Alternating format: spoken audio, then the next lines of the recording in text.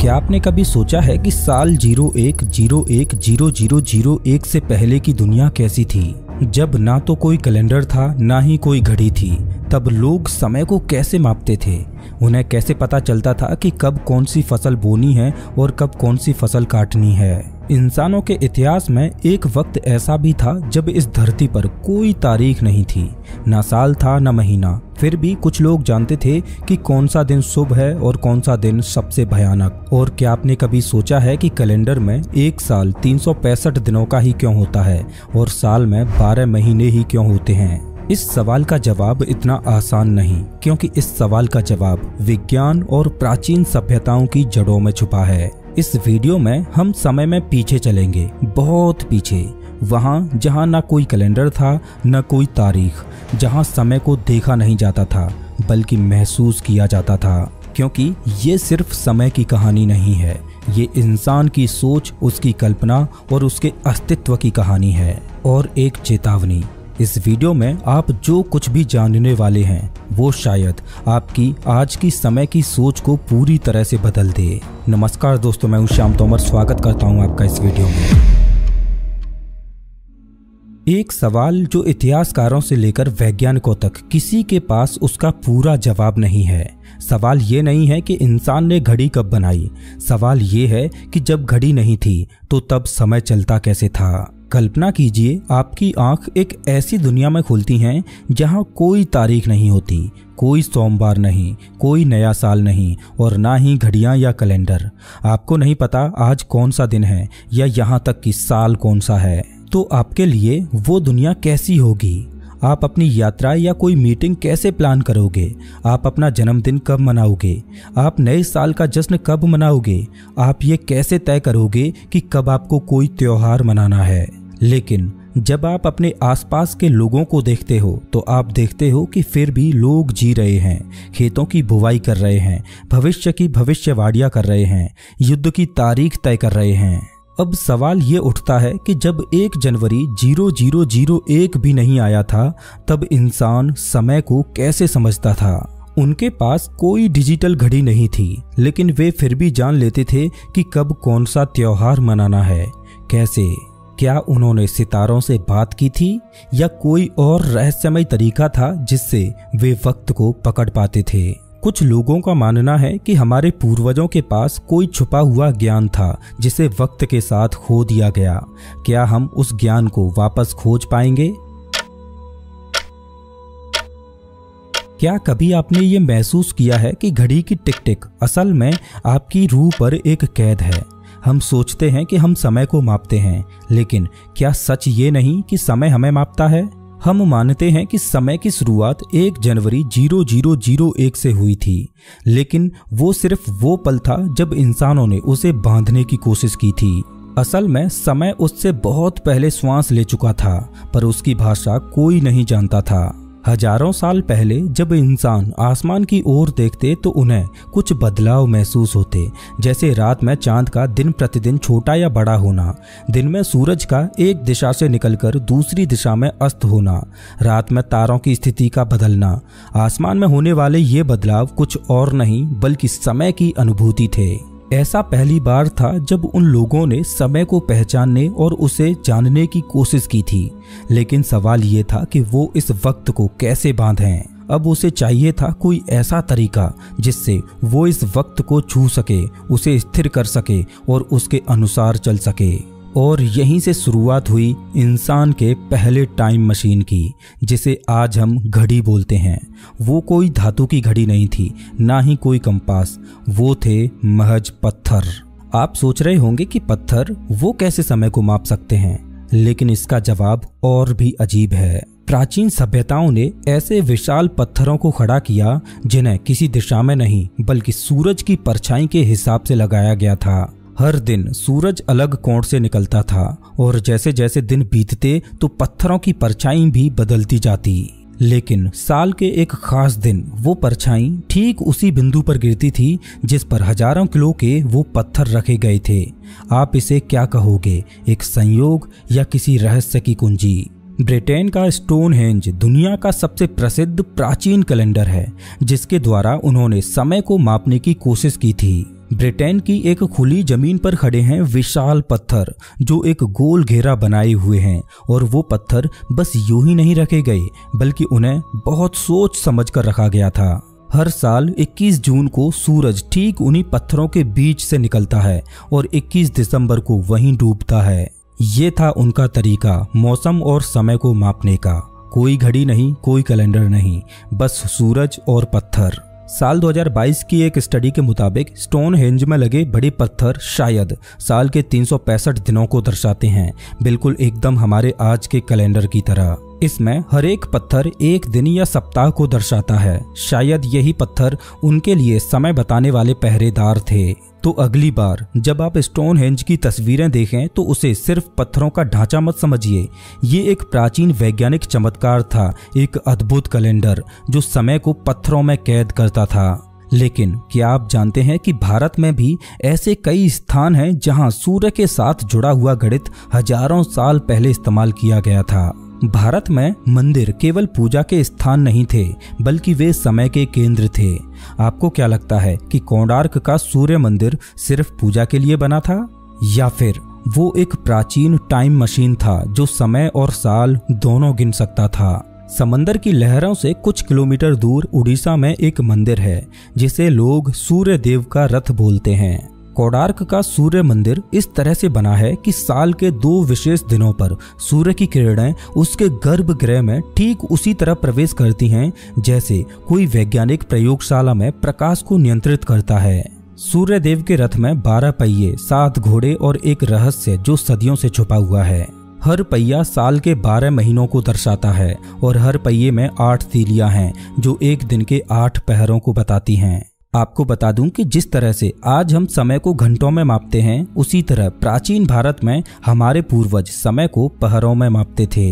अब सुनिए एक कमाल की बात। इन पहियों पर सूरज की छाया गिरती है और इससे दिन का समय मापा जा सकता है। जिस समय दुनिया घड़ी बनाना भी नहीं जानती थी, उस समय हमारे पूर्वज पत्थरों से समय को पढ़ रहे थे।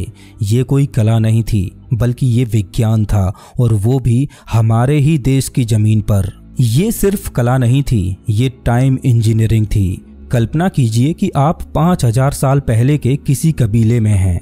आप जवान हैं और आपको बताया गया है कि जैसे ही सूर्य की परछाई उस तीसरे पत्थर को छूती है तभी अगली ऋतु शुरू होगी। कोई घड़ी नहीं, कोई मोबाइल अलर्ट नहीं, बस एक परछाई, और उस पर आपकी पूरी सभ्यता का भविष्य निर्भर करता है।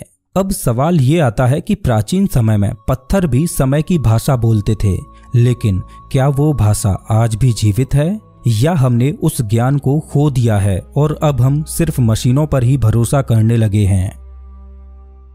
जब प्राचीन मानव ने पहली बार आकाश की ओर देखा तो उसने महसूस किया कि कुछ है जो रोज बदलता है। हर रात चांद एक नया रूप धारण करता, एक पतली रेखा से लेकर एक चमकते गोले तक, और फिर धीरे धीरे मिट जाता।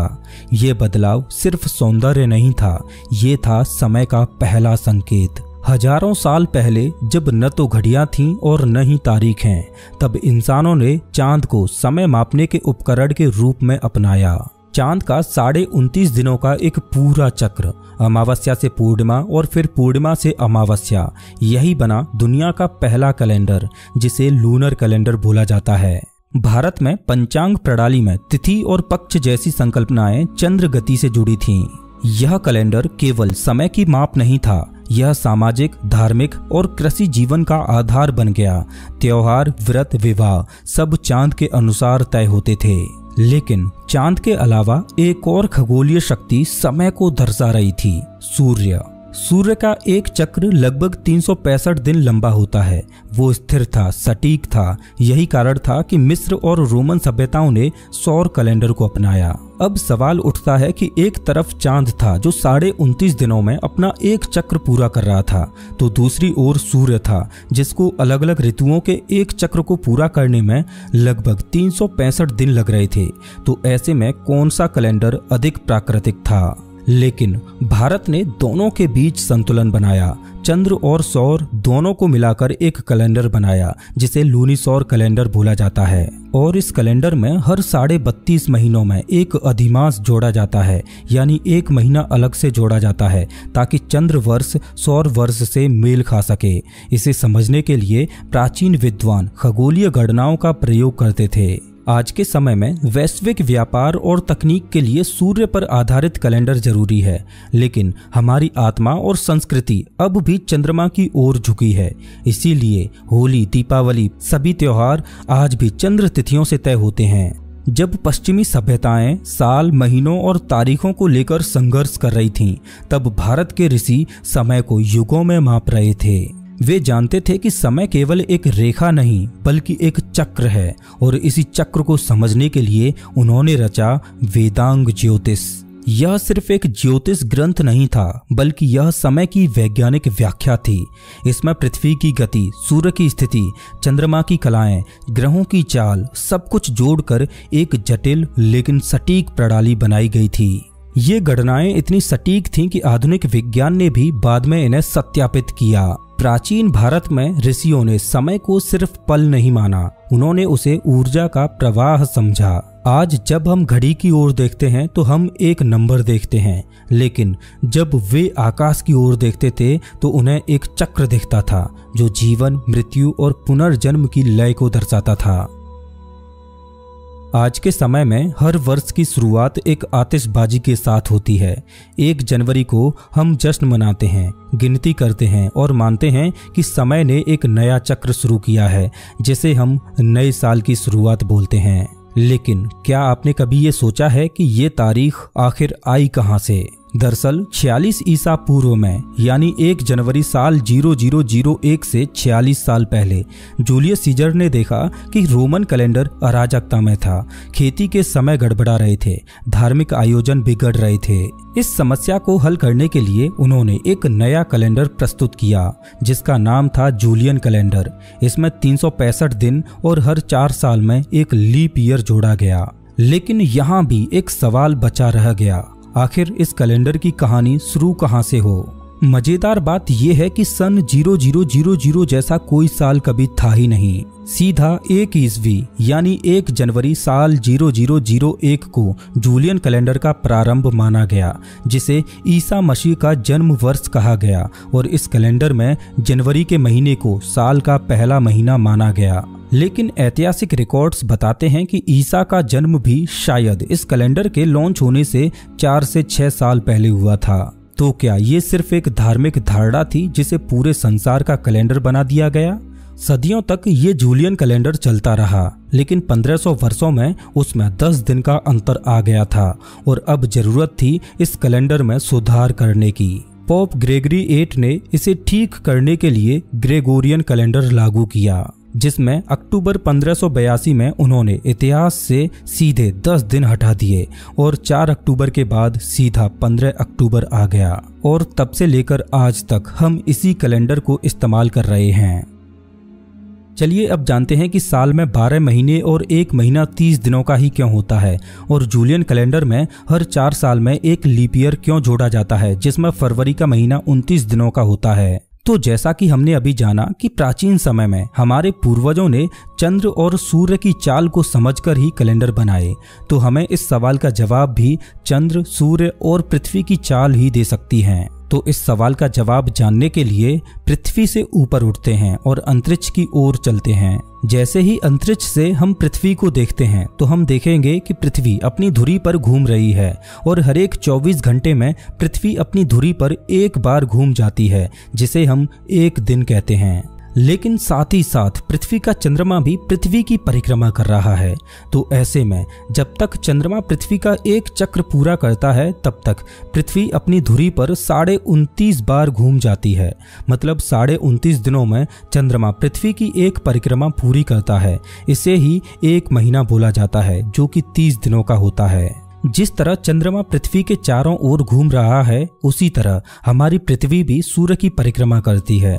और जब तक हमारी पृथ्वी सूर्य की एक परिक्रमा पूरी करती है, तब तक पृथ्वी अपनी धुरी पर 365 बार घूम जाती है और चांद तब तक पृथ्वी की 12 परिक्रमा पूरी कर लेता है। इसी वजह से एक साल 365 दिनों का होता है और साल में 12 महीने होते हैं। लेकिन एक मजेदार बात यह है कि पृथ्वी सूर्य की एक परिक्रमा करते समय 365 दिन से 1/4 और ज्यादा घूम जाती है और 4 सालों में पृथ्वी पूरा एक दिन एक्स्ट्रा घूम लेती है। तो इस अतिरिक्त दिन को कैलेंडर में मैनेज करने के लिए 4 साल में एक बार लीप ईयर को जोड़ा गया, जिसमें फरवरी का महीना 29 दिन का होता है। आपको बता दूं कि हिंदू कैलेंडर, जिसे पंचांग बोला जाता है, वो चंद्र की चाल पर आधारित है, जो 29.5 दिन में अपना एक चक्र पूरा करता है और एक साल में 12 चक्र पूरे करता है। उस हिसाब से पंचांग कैलेंडर में एक साल 354 दिन का होता है। लेकिन सूर्य का एक साल 365.25 दिन में पूरा होता है। तो चंद्र कैलेंडर को सौर कैलेंडर के साथ मेल खाने के लिए उसमें हर एक 2.5 से 3 सालों में एक महीना अधिक जोड़ा जाता है, जिसे अधिक मास भी बोला जाता है। और ये भी बिल्कुल लीप ईयर की तरह ही है, जिसमें एक दिन नहीं बल्कि पूरा एक महीना ही जोड़ा जाता है। आज हम मॉडर्न टेक्नोलॉजी के साथ ये गणनाएं भली भांति कर सकते हैं, लेकिन सोचकर देखिए कि हमारे पूर्वजों ने हजारों साल पहले बिना किसी आधुनिक तकनीक के ये गणनाएं की थीं। इससे आप अंदाजा लगा सकते हो कि हमारे पूर्वजों के पास हजारों साल पहले भी खगोल विज्ञान का कितना गहरा ज्ञान रहा होगा। समय, जो कभी ऋषियों के लिए ब्रह्मांड की धड़कन था, वो अब एक कागज पर दर्ज नंबर बन गया है। हमने उसे इतना बांधा कि हम भूल गए कि समय बाहर से ज्यादा भीतर से चलता है। तो जब अगली बार आप घड़ी देखें या कैलेंडर पर 1 जनवरी को नया साल लिखें, तो एक पल ठहरिए और सोचिए कि क्या आप सच में समय को महसूस कर रहे हैं या सिर्फ किसी और के बनाए सिस्टम का हिस्सा बन गए हैं। समय कभी शुरू नहीं हुआ था और शायद कभी खत्म भी नहीं होगा। उसकी असली भाषा अब भी सितारों में छुपी है, चांद की चाल में, सूर्य की गर्मी में और आपकी धड़कनों में। 1 जनवरी 0001 बस एक तारीख थी और ये कोई नया कैलेंडर नहीं था। भारत में पंचांग जूलियन कैलेंडर के लॉन्च होने से हजारों साल पहले ही बन चुका था, जो आज भी उतना ही सटीक है जितना हजारों साल पहले सटीक था। समय की कहानी 1 जनवरी 0001 से पहले भी चल रही थी और आज भी चल रही है। बस सवाल ये है कि क्या आप उसे सुन पा रहे हैं या आप समय को बांधते बांधते उसी में खो गए हैं, या आप भी अपने समय का इंतजार कर रहे हैं। अपना टाइम आएगा। दोस्तों, अगर आपको ये वीडियो पसंद आया हो तो इसे लाइक जरूर करें, ताकि ऐसे ही और वीडियोज बनाने के लिए मुझे मोटिवेशन मिले।